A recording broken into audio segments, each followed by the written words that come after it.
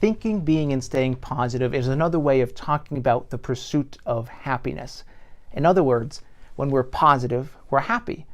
And when we're happy, we're positive. Without diving too far into the philosophy, suffice to say that our definition of happiness should not be considered a singular state, but rather as a spectrum of possible states. And by employing the 5 E's of positive influence, we'll be empowered to climb up the spectrum to experience higher levels of happiness and excellence. The ground floor of happiness shares the same ground floor as unhappiness, which is acceptance. Acceptance is what we call the state of acknowledging what can and cannot be controlled.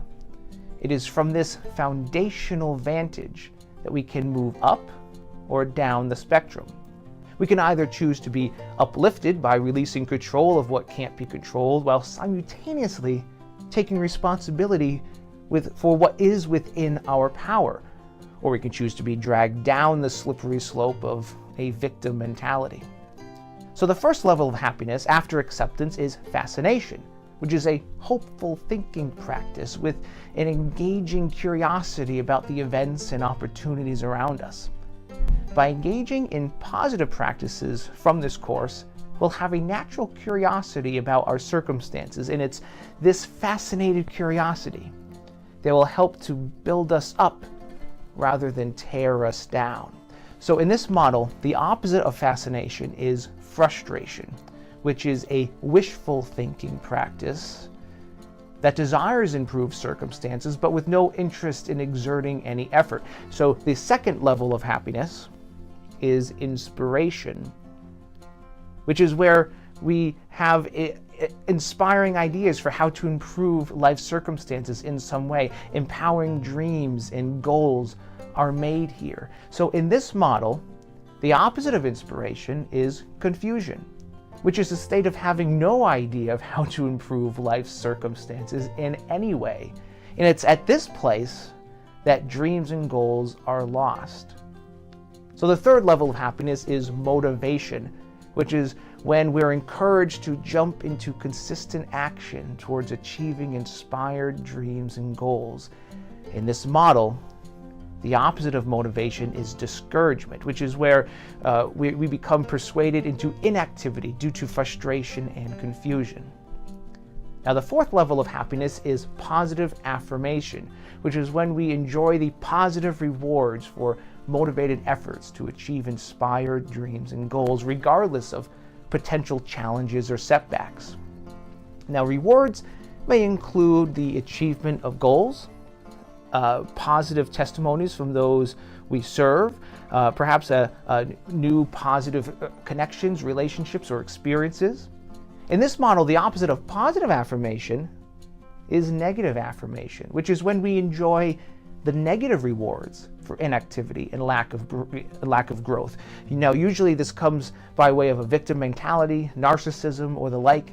Rewards may include sympathy, strokes of ego, or the companionship of misery loves company.